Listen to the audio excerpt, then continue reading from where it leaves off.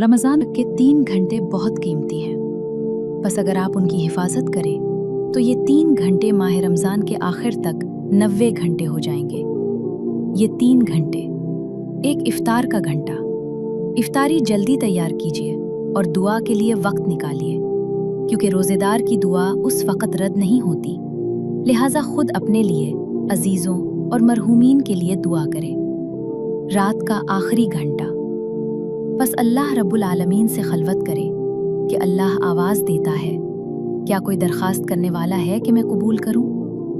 क्या कोई इस्तिग़फ़ार करने वाला है कि मैं उसको माफ़ कर दूं? बस उस वक़्त तुम इस्तिग़फ़ार करो।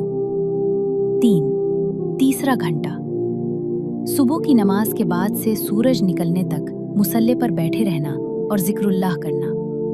ये 90 घंटे हैं। इन औक़ात का कीमती बनाएं, ज़िक्रुल्लाह करें और गीबत से दूरी, नमाज पंजगाना और नाफला बजा लाएं कि सिर्फ 30 दिन हैं और बहुत जल्दी गुजर जाएंगे।